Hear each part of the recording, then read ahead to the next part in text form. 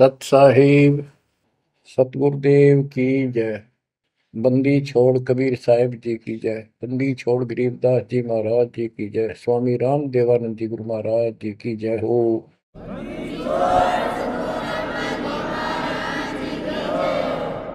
सर्व संतों की जय, सर्व भक्तों की जय, धर्मी पुरुषों की जय।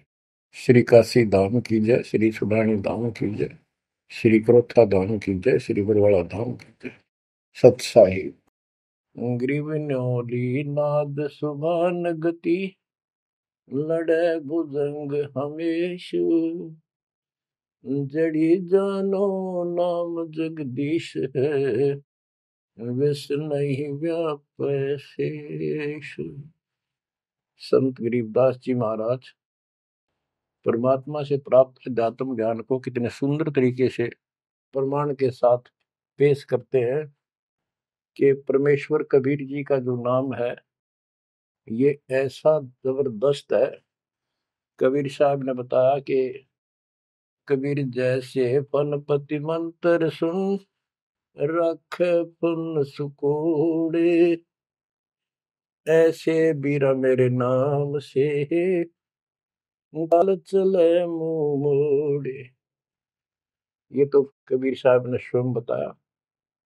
जैसे फनपति सर्प और गारुड़ के मंत्र को सुनकर उससे इतना डर जाता है कि अपने फन को इकट्ठा करके भागने की चेष्टा करता है, ऐसे मेरे नाम से, कबीर नाम से, उस सच्चे मंत्र से यू काल चले मुंह मोड़, ऐसे काल दूर भाग जाता है।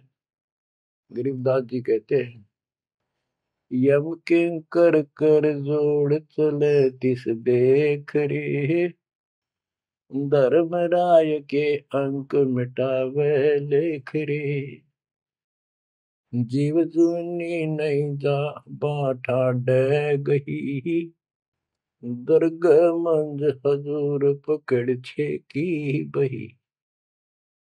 गरीबदास जी आंखों देखा परमात्मा की शक्ति का वर्णन करते हैं कबीर जी का,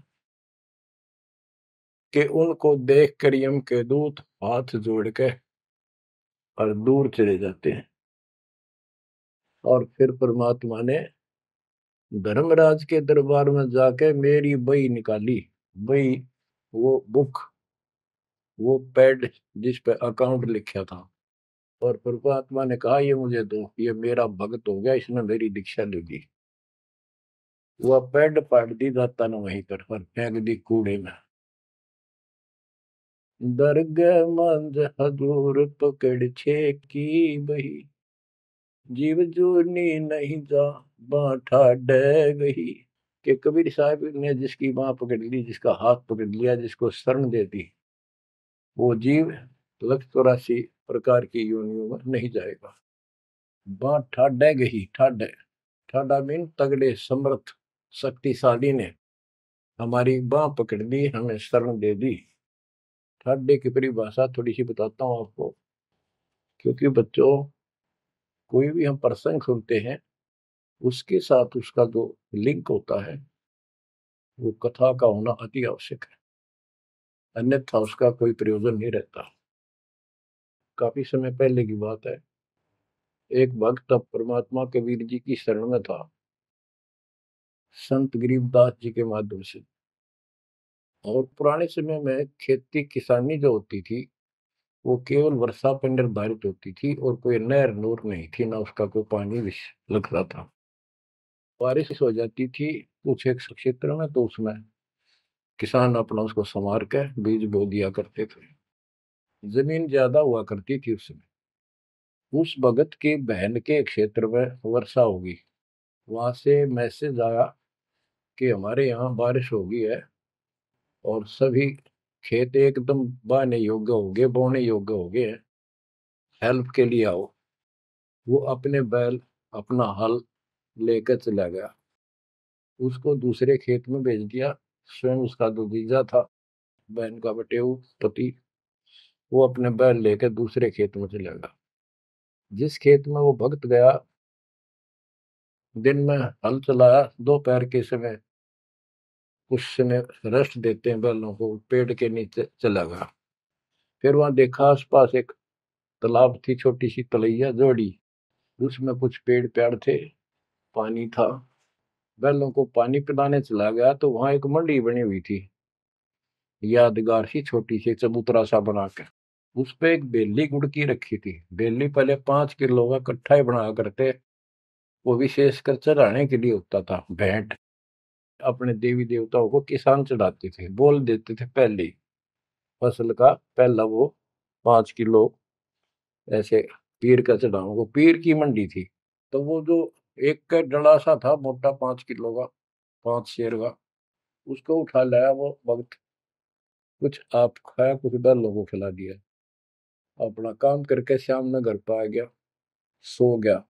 रात्रि के 12 बजे के आसपास एक 4.5 फुट का, टोपी सिर पे, सफेद कपड़े, दाढ़ी, जैसे मुसलमान वेशभूषा हो, आके उससे 10 फुट दूर खड़ा होके और कहने लगा, तेने मेरा गुड़ कैसे खा लिया, तेरी हिम्मत कैसे पड़ गई, तो ठड्डे की शरण में है, इसलिए बच गया, न तुझे मारता और तेरे दोनों बैलों को मारूंगा।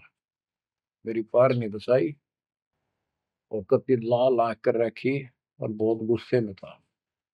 यूं कह के वो चला गया। भगत को भी फिर थोड़ा सा एहसास हुआ, यूं के भला थी। बाकी इतना तो विश्वास था कि समर्थ की शरण में हो, इस तरह के कुतरुओं का कोई बहुत नहीं। फिर भी मन में था वही, कहते ये बात हुई तो हुई क्यों, ऐसा क्या कारण हो गया। उसने अपनी बहन से पूछा कि बहन, ऐसे ऐसे उस मंडी पे गुड़ चढ़ा रखा था आपके खेत में, किसकी वहां रखी है वो आपके खेत के बराबर में, जोड़ी पे, तालाब पे। तो उसकी बहन बोली, के बात हुई भाई, क्योंकि एक बेली चढ़ा रखी थी, किसी ने गुड़ की तो रखी थी, मैं उठा लिया। उड़ा कुत्ते खाओ उसने, मन बहला थी, खिला दी, कुछ आप खा ली। उसकी बहन बोली, रे के क्यों जुल्म कर दिया तेने, को उठा लिया तू वहां से। रोड लागी न सुनते ही। भाई बोला, मेरी तो सुन ले सारी। वो एक इतने 4.5 फुट का, 4 फुट का आदमी होगा, और सफेद कपड़े पहन रखे, ऊपर टोपी, मुसलमान टाइप सा था, और मेरे से 10 फुट दूर खड़ा होगा, रात को आया। और यूं बोला, तेरी हिम्मत कैसे पट गई, मेरा गुड़ उठा लिया, तने खा कैसे लिया। मैं बोला, नहीं वो आपे बोलेगा। ने बोला, तू ठाडे की शरण में है, न तुझे मारू और तेरे दोनों गला मारू। ला ला के रखी थी, और नो कहकर चला गया वापस। वह भेड़ और फूट फूट कर रोने लगी। बोला, रे तो मेरा काला मुंह कराओ, के जवाब दो, मां ने न्यू सहरू से तने के वो ये गुड़ पाया खाने को। और हमारे आप सारे गुड़ की कमी है यहाँ पर। बहुत बुरी तरह लगी रो, भाई बचा कुकर मेरा भाई। अपने पति ने भी लड़न लगी, तने क्यों भेजा ही उस साइड में, तो इन्होंने क्यों ना भेजा, तेने बताना चाहिए था इसको पहले। वो भाई बोला, है तेरी अब भी अकल पे पर्दा पड़ रहा, उतरा शेर हाथ जोड़ के गया। अरे नो क्या, तू ठाडेगी शरण में है, जा तो बच गया, न मारी न दो मैंने तो रोए जाओ पाछे थे। अरे मैं जिंदा जी रोने लग रही तो, पागल कहेंगी, इतनी भी अकल पे पर्दा पड़ गया तुम्हारे। मैं किसकी सुनूं पता है, मैं ये रिक्वेस्ट करूं थारे ते, तुम भी आ जाओ, ना इन भूतड़िया दिन डर डर मर जाओगे। तो बच्चों, यम किंकर कर जोड़ चले तिस देख रे। बच्चों, आत्मा फूट फूट गाती है, चारों युग में संत पुकारे, कूक क्या हम हेल रे। हीरे माणिक मोती बरसैया जग टूटा ढेर रे। ये डड़े चुगड़ की आदत पड़ गई है। यम किंकर कर जोड़ चले तिस देख रे, धर्म राय की बंद मिटावे लेख रे। जीव जूनी नहीं जावा ठाडे गही, ठाडे में दर्ग मंद हजूर पकड़ छे की वही। सुन मंडल सतलोक अगमपुर धाम है, धन बंदी छोड़ कबीर तुम्हारा नाम है। बच्चों, इस परम पिता के प्रेम में ऐसे गजब के ज्ञान, ऐसे समर्थ की शरण, आत्मा बाहु को देती है, रोका नहीं जाता। सो शुक्र मनाते अपने गुरुदेव का, हे निछोड़, हे परम पिता, कैसे शरण दिया, कैसा सुंदर राह बता दिया। नहीं अन्य बिरान माटी राखो या भूतड़े, अरे न पूजे भी जाओ और दुर्गति भी जो कि न रहनी थी। और गीता कहती है भूत पूजोगे भूत पढ़ोगे। परमात्मा की सूक्ष्म वेद की वाणी कहती है भूत में सो भूत है, देव में सो देव, राम में सो राम है, सुन सकल सुरदेव। अब प्रश्न चल रहा है, कबीर जैसे फन पति मंत्र सुन, रख फन सकोड़े, ऐसे बीरा मेरे नाम से, काल चल मोड़े। पारक के अंकी अमर ग्रंथ की प्रथम वाणी है, गरीब न्योल नाद सुभान गति, लड़े भुजंग हमेश, जड़ी जानो नाम जगदीश है, विष नहीं व्यापै शेष। जैसे एक नेवला होता है, सारा 9 इंच का प्राणी, और वो 10 फुट के सांप को, सर्प को, भुजंग को मार देता है। कैसे मार देता, उसके पास एक ट्रिक है, उसके पास एक जड़ी होती है, एक नागदमन जड़ी होती है जंगल में, उसको सूंघता है, उसमें स्मेल आती है। वो सर्प को उस समय छेड़ता है जो वो जड़ी के आसपास होता है, वो झाड़ बोझड़ों के अंदर होती है। वो सर्प को छेड़ता है, सर्प ऐसे फन उठा लेता है, और वो जाके एकदम वहां जड़ी श्वास में भर लेता स्मेल, और आके उस सर्प के सामने सो के थोड़ी सी दूरी से छोड़ देता है। जिस दर से हवा चल रही हो, सर्प की तरफ जा रही हो, उस साइड में हो जाता हो। सर्प को उससे चक्कर आने शुरू हो जाते उस स्मेल से, उसका जी घबराता है और वो भागने की चेष्टा करता है। नेवला फिर उसके गर्दन पे बैठ जाता है, मुंडी पे पीछे के, और वहां मुंह के ऊपर फिर वो स्मेल छोड़ता ही रहता है। उसको अचेत करके फिर पकड़ कर उसको मार डालता है, काट देता है। तो बच्चों, गरीबदास जी ने बताया कि कबीर परमेश्वर का यो सच्चा नाम, सतनाम और सारनाम। सारनाम है, ये है मेन चीज। सतनाम भी बहुत शक्ति हो जाती है इन दोनों के मेल से। जैसे दो जड़ियों को मिला दिया जाए, उसका कुछ अलग से स्ट्रॉन्ग दवाई बन जाती है, मेडिसिन। और तीसरी मालिक मिला, मालिक का जो सारनाम है, वो तो कहना ही क्या है। तो हमारा जो मोक्ष जो होगा इन सभी मंत्रों के जाप से होगा। ये हमारी साधना है, पूजा हमारी सारनाम है। बच्चों, जैसे एक छोटा सा सर्प उस जड़ी की ताकत से, स्मेल की ताकत से जो श्वास में भर के लाता है, इतने तगड़े लंबे सर्प को कंडम कर देता है। ऐसे ही परमात्मा के इस नाम के सिमरन श्वास के द्वारा करने से, तो ये बताया कि ग्रीव न्योल नाद सुभान गति, लड़े भुजंग हमेश, और जड़ी जानो नाम जगदीश है। जगदीश सारी सृष्टि के मालिक का जो असली नाम है, वो जड़ी है, वो नागदम जड़ी है। अब जैसे सतनाम भी बहुत ताकत रखता है, ये हमारी साधना है। जैसे प्रथम मंत्र सतनाम, ये साधना है। सार नाम हमारी पूजा है। पूजा और साधना में अंतर होता है। कबीर साहब हमारा पूज्य है। साधना वो होती है, जैसे हमने जल की आवश्यकता है तो हैंडपंप लगाते हैं। हैंडपंप के लिए बोकी और पाइप, बोकी मारते रहते हैं, मिट्टी बाहर डालते रहते हैं। सतनाम की बोकी श्वास उश्वास से मारकर जब वो पानी के लेवल पर पहुंच जाती है, वो बोर, तब उसमें पाइप लोअर करके फिर उसके ऊपर एक मशीन बांधी जाती है, वो सार नाम है। और मशीन से फिर उसको चलाया जाता है। वो हमारा पूज्य इष्ट है, वो सार शब्द है। जो हमें चाहिए था ऐसे मिलेगा वो सुख, परम पिता परमात्मा के सच्चे दरबार का। तो गरीबदास जी कहते हैं वो मंत्र, वो जो सार नाम है, वो जड़ी जानो नाम जगदीश है, परमात्मा जगदीश कबीर साहब का सार नाम। वो नाग दमन जड़ी बूटी है, वो काल दमन।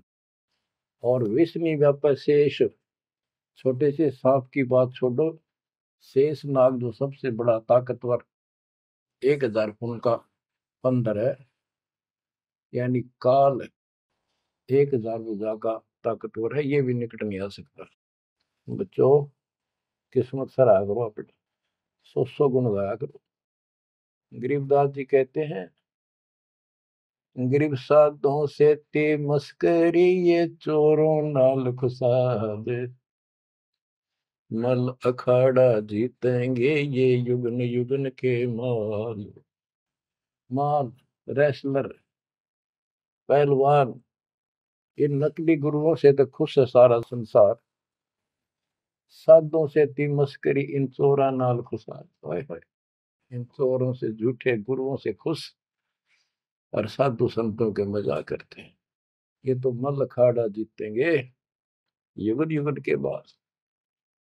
आप हो वो युगन युगन के माल।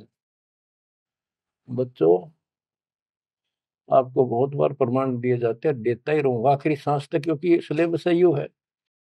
टीचर सारा साल सिलेबस पढ़ाता है, उल्टा सुल्टा उन्हें कोई रट्टा लगवाता है, और तब बच्चे सफल होते हैं।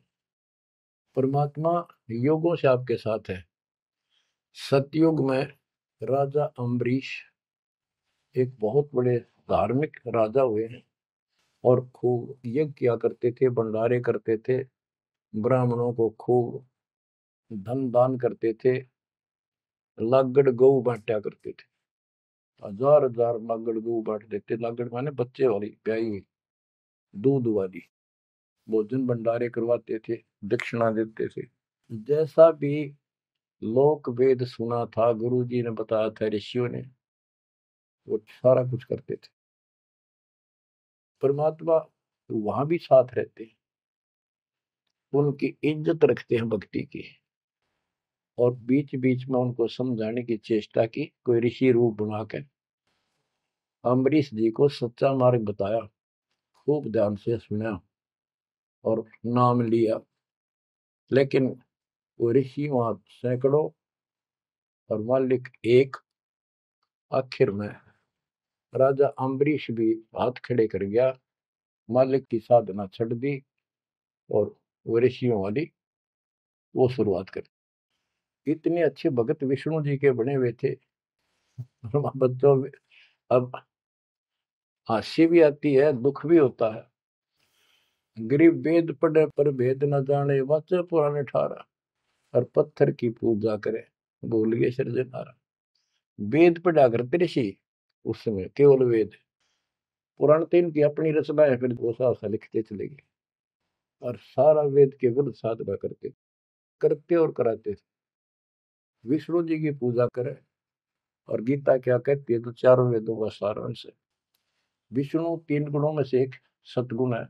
इन तीनों गुणों की भक्ति तक त्रिगुण में माया के द्वारा जिसका ज्ञान हरा जा चुका है, यानी इसी तक सीमित है, जो राक्षस स्वभाव को धारण किए हुए मनुष्यों में नीच दूषित कर्म करने वाले मूर्ख, ये मेरी भक्ति ना करते। तो अम्बरीश वही साधना करता था, लेकिन पिछले संस्कार किसी, जैसे भी चल रहा भक्ति युग, बच्चों आप इन बातों को बार बार सुनोगे तो आपके दिल में समा जाएगी अकाड़ी सच्चाई ये है। अब ये भक्ति काल शुरू हो गया, मोक्ष काल समझो।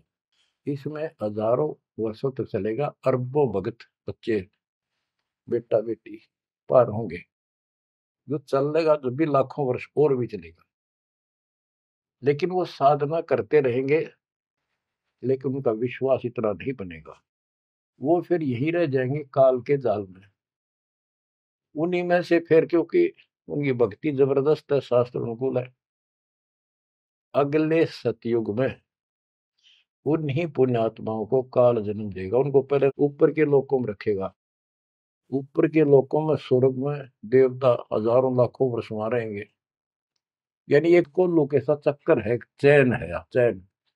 उस चैन पर जैसे डाल देते हैं, ब्रह्मलोक में गए, फिर चक्कर काटते काटते विष्णु लोक, शिव लोक, सारे अपने कर्म फोड़ के भोग के खत्म करके, फिर भी उनके पुण्य इतने बच जाते हैं कि सतयुग में जन्म देते हैं उनको। और सतयुग में भी अच्छे पुण्यकर्मी फिर राजा बनते हैं। और वह भक्ति, ये वाली भक्ति कसक और वो शेष बची ताकत फिर भी साथ रहती है।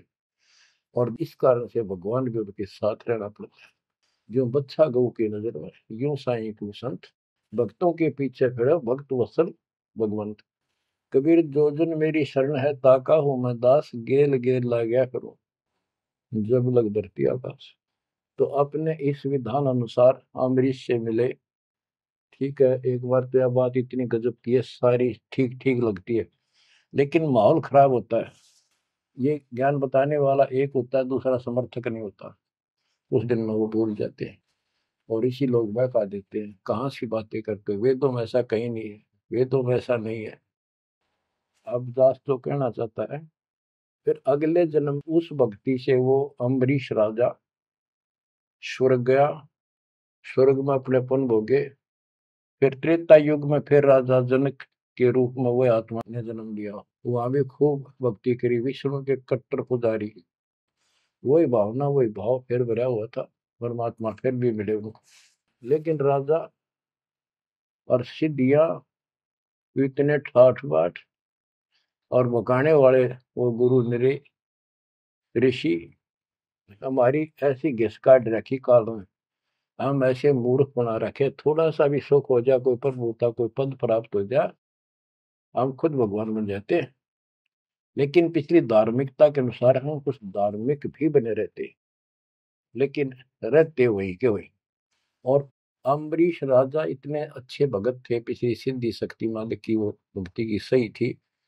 एक बार दुर्वासा ऋषि ने उनके ऊपर सुदर्शन चक्कर छोड़ दिया। दुर्वासा कहता था कि तू ये साधना छोड़ दे, मैं बताऊं वाह कर। अम्बरीश ने हाथ भर ली पर छोड़ी नहीं। अगली बार गया, उसने गुस्सा हो गया कि तू मानना नहीं मेरी बात, तेरा सिर काट दूंगा, इतना गुस्सा। सुदर्शन चक्कर छोड़ दिया। सुदर्शन चक्कर राजा अम्बरीश के पैर छू के और दुर्वासा ने मारने खातिर वापस चाल पड़ा। दुर्वासा भागता फिरा, तीन लोक में कितने उसने गुफा नहीं मिली जरा बच जा, कुछ संरक्षक नहीं पाया। परमात्मा कबीर जी ने विष्णु रूप बनाया, एक सवाल आ दी, 1 मिनट में के कर दी कर दिया बोलो में। दुर्वासा ने देखा भगवान विष्णु बैठे, वहीं पहुंच गया और कंप पे डांक ठोक रखी, मन बचा लो भगवान, बचाओ मुझे, सुदर्शन चक्र मुझे मारेगा।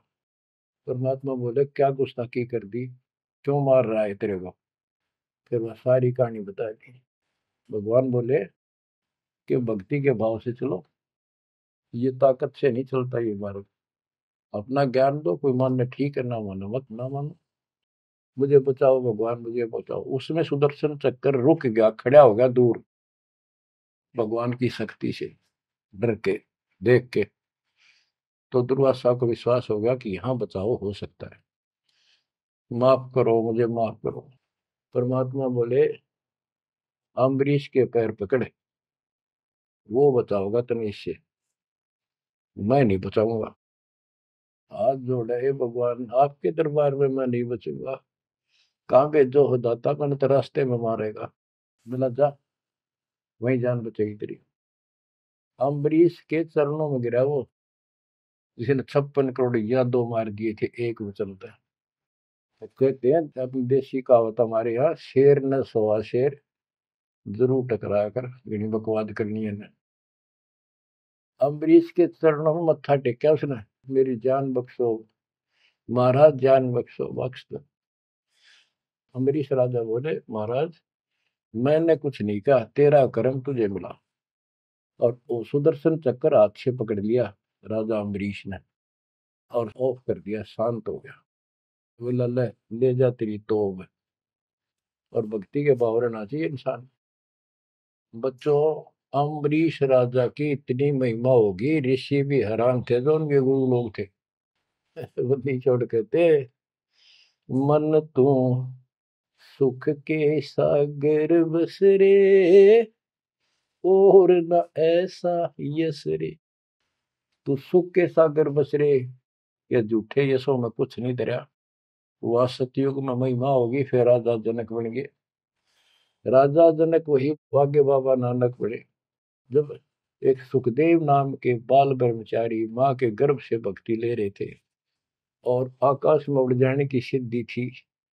उस अर्धी की गांठ से पंसारी बन जाते ये, अपने बराबर किसी ने नहीं समझा था। राजा जनक के पैरों में पड़कर स्वर्ग तक जाने का विरोध करवाया। वो मोक्ष तक बहुत दूर की बात है, वो तो मार्ग ही नारा है। गरीब सुखदेव ने 84 भुगती बिना पजावे खरगो, तेरी क्या बुनियाद परानी, तू पेंडा पंथ पकड़ो। के सुखदेव जैसे ऋषि जिसकी टूटी बोला करती, सारे देवता उसका सम्मान करते थे, बड़ा पहुंचा हुआ है, वो भी फिर 84 लाख योनियों में गया। राजा जनक से दीक्षा ली। पहले तो यूं कहता, मैं बाल ब्रह्मचारी ब्राह्मण ऋषि। जनक विदेही राजा भाई, कैसे शीश निभाऊं जाई। सुखदेव बोले, ज्ञान विवेक का हमने स्त्री का मुख नहीं देखा। राजा के 10,000 रानियां। तो गरीबदास जी कहते हैं, गोरख से ज्ञानी गणे सुखदेव जति जिहान। वो अपने आप को जति मान रहा था। और सीता सी वो बारिया संत दूर स्थान। संत के घर बहुत दूर है, इन बात तो नहीं भाई इसने ब्याह करवा रखा है, इसका न्यू हो रहा था, भाई संत कैसे हो सकता है। 10,000 रानी थी, फिर भी उस नकली थे तो भी अच्छा था राजा जनक। बच्चों, ये मूल ज्ञान है, ये निचोड़ है, निष्कर्ष है, ये तत्व ज्ञान है। और राजा जनक रूप में बहुत गणे यज्ञ किए, बहुत प्रमाण है पुराणों में। बहुत धर्म भंडारे लाए, यानी दूध वाली गाय वाटी साधु संत, तो वो धर्म पुण्य बन गए। अब देख काल कैसे ठगी करता बच्चों, सारे पॉइंट याद रखने पड़ेंगे। बेमतलब अपने धन ने खोया नहीं करते। राजा जनक और सुखदेव विमानों बैठ कर स्वर्ग जान लग रहे। रास्ते में 12 करोड़ आत्माएं नरक में तंग पा रही थी, हाहाकार मचा रो। राजा जनक ने कहा, ये आवाज कहां से आ रही है चिल्लाने की, रोको मेरा विमान रोको। रोक दिया। उनको बताया गया कि यहाँ एक नरक है, उसमें 12 करोड़ आत्माएं जीव अपने कर्म दंड भोग रहे, पाप। राजा ने कहा, इनको छोड़ दो, इनको कष्ट ना दो। तो वहां जो उनके साथ गए थे देवदूत यमदूत, वो कहने लगे, जी यहाँ आपका हुक्म नहीं चलता, यहाँ का राजा धर्मराज है, उसके आदेश से सब कुछ होता है। बोला, या तो मुझे इस नरक में डाल दो, मुझे भी यहीं छोड़ दो, ना इनको निकालो। धर्मराज तक बात गई। धर्मराज जी वहां आए, बात सुनी। धर्मराज बोले, राजन, अपने अपने कर्मा का फल सब न भोगना पड़ता है, ऐसे नहीं कुछ हो सकता। तो राजा आकड़ गया। भाव यानी एक परमार्थी भाव, परमार्थ भी हिसाब का होना चाहिए, उपवाद में कोई परमार्थ नहीं चला गया कि मैं या तो मुझे यहाँ छोड़ दो या इनको साथ लो मेरे। तब धर्मराज ने एक विकल्प निकाला कि आप अपने पुण्य दे दो इनको, आधे या जितने चाहते हो, उतने समय तक इनको आपके साथ वहां स्वर्ग में भेज देंगे। राजा ने 50% पुण्य दान कर दिए। सबको बिठा के 12 करोड़ आत्माओं को विमान में बिठा के और स्वर्ग ले गए। बच्चों, सुखदेव ने गलती करी नहीं, वो तो आज तक स्वर्ग में है। और वो राजा जनक ने आधे पुण्य खत्म कर दिए, बाकी के पुण्य में किला झाड़ के खा के खर्च के खोखंडा के बाबा नानक रूप में जन्मे। पहले राजा थे 2 जन्मों में, दुनिया भर के नौकर होते थे, और फिर हैंड टू माउथ हो गए, खुद नौकर लगे नवाब के मोदी खाने में, गोदाम में। अब बच्चों, अब हमने सावधानी न्यो भी बरतनी है, अपने नाम ने अपने भक्ति ने नष्ट नहीं करा, किसी के ऊपर भावुक हो गया। एक बताओ था कि मैंने अपने भाई दुखी हो रहा था, उसको अपने पुण्य दे दिए, भक्ति दे दी, वो तो ठीक हो गया। मेरी डूबती हो रही है, बुरा हाल हो रहा ना, वो दिक्कत होगी, बीमारी होगी, आगे तागे दुख होने लग के। तो ये बकवाद नहीं चले, मर्यादा जो बनाई है उसको संभालो। तो कहने का भाव ये है कि आपको इस पॉइंट पे लाना चाहता हूं। अब राजा जनक राजा थे, राजा अम्बरीश राजा थे वो बाबा नानक बने, खुद नौकर लगे राजा के। अब यहाँ आकर हमारी बात टिकती है कि साधों से तीमस करिए चोरा नाल खुशाल, मल अखाड़ा जीतेंगे ये युग युग के बाद। यानी भक्ति की चाह, भगवान की चाह उनके में तब भी थी, पर एक्सरसाइज गलत थी। अब परमात्मा फिर मिले उनको आकर के। अब वो भौतिक धन में निर्धन थे, पर अध्यात्म धन के भरे पड़े थे। पिछले पुण्य गजब के थे भक्ति वाले। एक तो धर्म कर्म किए होते हैं वो, और एक होते भक्ति की शक्ति। वह न्यो की नो डटी थी उसकी, वो पुण्य खत्म कर दिए थे उसने। तो वो भक्ति उस कारण से परमात्मा फिर आकर मिले। अब वो हैंड टू माउथ था, सुन ली। राजा होता तो तब भी ना सुनता।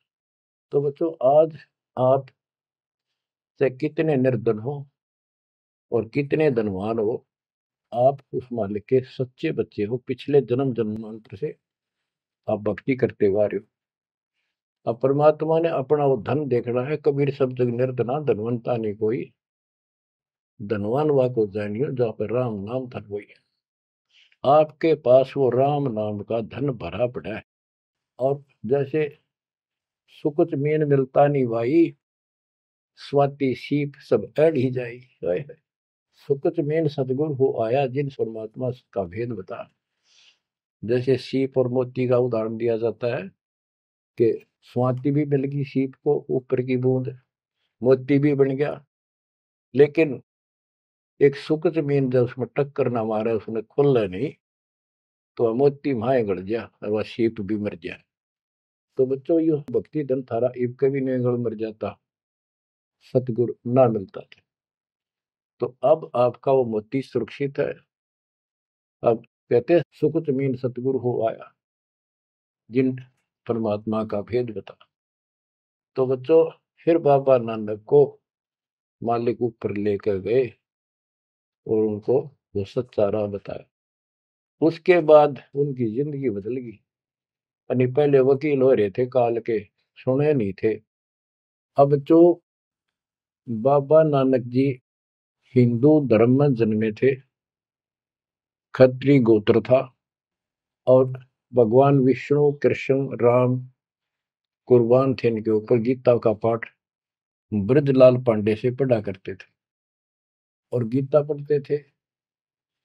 दाता मिले तो खूब तर्क वितर्क किए। आखिर में बोले अखा वेखो तो मानो। तो परमात्मा ने आई विटनेस भी बनाने थे। बेई नदी सुल्तानपुर के साथ से बह रही है। सुल्तानपुर में बाबा नानक की बड़ी बहन ब्याह रखी थी। वह अपनी बहन के वहां रहते थे, नौकरी करते थे नवाब के। सुबह सुबह स्नान करने जाया करते थे उस नदी पे। वहां परमात्मा ने 2-3 मीटिंग करी। तीसरी बार जब आए, ने बोले आख्या देखो जो मानो, बात सारी समझ में आ गई। गीता बार बार देख ली, पढ़ ली, सच्चाई भगवान कोई और है। और चाव भी थे, पर पुराना ज्ञान और कोई नो समर्थक नहीं गया, बात सच्ची है। तो वो कहने लगे आखा देखो तो मानो। कबीर साहब और बाबा नानक जी परमात्मा समकालीन थे। बाबा नानक जी का जन्म सन 1469 में हुआ, 1469 में। और 1539 में वो शरीर छोड़ के गए। और परमात्मा जी 1518 में गए। तो 1469 से 1518 तक समकालीन थे। तब आंखों देखा सतलोक 3 दिन तक नानक साहब जी का शरीर कहीं और छुपा के उनकी आत्मा को लेके गए, फिर छोड़ा तीसरे दिन। उसके बाद तो दुनिया बदल गई उनकी। वो सब पूजाएं त्याग माल की शरण में आ गए। घर में विरोध, सारे समाज में विरोध है। उसके पिता भी बहुत दुखी हो गए, तो के पैदा हो गया हमारे, देवी देवताओं को ऐसा गलत बोलता है। तो बहुत परेशान हुए। लेकिन जब आंखों देख ली, कौन सुने किसकी। सूरवीर होते हैं संत, संत सिपाही और शेर पीछे नहीं हटते। तो बच्चों, सारा ज्ञान सत्संग से होता है। परमात्मा का और उस प्यारी आत्मा का, आत्मा और परमात्मा नानक साहब का सत्संग हुआ। सत्संग से बात स्पष्ट हुई। अब पारक के अंक की वाणी सुनाता हूं कुछ। साधों से ती मस्करी ये चोरा नाल खुशाल, मल अखाड़ा जीतेंगे ये युगन युगन के माल। अब वो बाबा नानक युगन युगन के माल थे और वह जीते, डट के खड़े हो गए। फिर जब ज्ञान समझ में आ गया, सारा संसार मीराबाई थी युगन युगन की माल। सत्संग में जाना ना छूटे माँ, जड़ के मरो संसार। तो बच्चों इस स्थिति में तुम नहाना पड़ेगा एक दिन, जब जाता राजी होगा। और ये ज्ञान खुद देता है भगवान, और वो आत्मा जो इसको सुनकर कुर्बान हो जाती है, वो महान आत्मा होती है। गरीब अंश गवन करते नहीं, मान सरोवर छाड़, कौवे उड़ उड़ जात हैं खाते मसाहाड़। हंस और कौवे और बुगले सब पक्षी कहलाते हैं। हंस उस मानसरोवर को नहीं छोड़ता जहां उसका आहार मोती होते हैं, और कौवे वहां टेके नहीं, क्योंकि उन्हें तो जगह जगह जाकर मांस खाना, हाड खाड़े हाडों का मांस चाटना, किसी पशु के जख्म में चोंच मारना, ये कौवियों जैसी व्यक्ति के लोगों का स्वभाव होता है कि दुखी उनका अपना उल्लू सीधा हो, स्वार्थ सिद्ध हो, ताकि अगला कितना दुखी हो। ये कौवे जैसे जीव होते हैं। अब यहाँ बताते हैं, कबीर साहब कहते हैं, गरीब अंश गवन करते नहीं, मान सरोवर छाड़, कौवे उड़ उड़ जाते हैं खाते मांसाहाड़।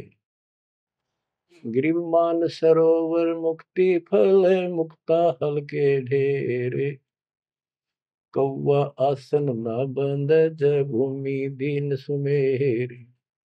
गरीब कौवा रूपी बेक है, ना प्रतीत यकीन, 68 का फल मेटे करे भये दीन बेदीन। गरीब हंस दशा तो साध है, सरोवर है सतसंग, मुक्ता हलवाणी चुगे फिर चढ़त नवेला रंग। अब स्पष्ट कर दिया कि ये सत्संग जो है ये मानसरोवर है, और भगत साध ये हमारे हंस हैं। अब कौवे बुगले तो मेंढक मछली अड़ंगा कुवाड़ बकवाद करते हैं, और हंस केवल मोती खाता है। इसी प्रकार निर्विकार जो भगत आत्मा बन गए, बेटा या बेटी, वो हंस जैसे हैं। वो केवल मालिक की वाणी, परमात्मा की भक्ति और धर्म कर्म रूपी मोती खाते हैं, और फिर ये मोती खा के, यानी सत्संग वचन सुन के, फिर चढ़त नवेला रंग, एक अजब गजब रंग रंग जाता है उसकी आत्मा में। आत्मा इतनी मजबूत हो जाती है जैसे बाबा नानक की होगी, जैसे मीराबाई की होगी, ऐसी आपकी भी होगी, इस सत्संग से होगी। बच्चों, ये सत्संग मिला ही नहीं था अपने को आज तक। या परमात्मा की कलम तोड़ कृपा आप पर देखो ना, कितना लाग रही रहे उस बालक ने, उस परमात्मा ने, कि ये वो वचन याद कर लो, सतगुरु जो चाहे सो कर ही 14 कोट दूत जब डरी। ये जो चाहे सो कर लो, ये प्रमाण देख यो कर दिया। ऊत भूत चमत्रास निवारे, पर चित्रगुप्त के कागज पाने। पुण्यात्माओं, धन्य आपके माता पिता जिनसे जन्म, और धन्य आपकी किस्मत, धन्य आपकी पिछली करनी, और धन्य आपके इस समय को कि आपका जन्म किस समय में हुआ है। इस माल्य के प्रयत्न को, दास के इस प्रयत्न को हल्के में ना लेना। पुण्यात्माओं, उस दाता की अमर कथा आपके हृदय में भर रहा हूं, ये अमृतहार आपको करा रहा हूं। बच्चों, कुर्बान हो जाओ। समय पहचान दो, टाइम बार बार नहीं आता होगा आपका। ये संसारिक धंधे थे कर कर मर लिए, इनमें फिर भी पूरा ना पटता। इस मालिक की तरफ ध्यान ज्यादा दो, हर चीज में बरकत दिखा दूंगा, नारी नारी। परमात्मा आपको मोक्ष दे, आपको समय दे इस अनुभव रत्न, इस मानसरोवर बनाने का, आत्मा के मैल कटाने का सत्साई।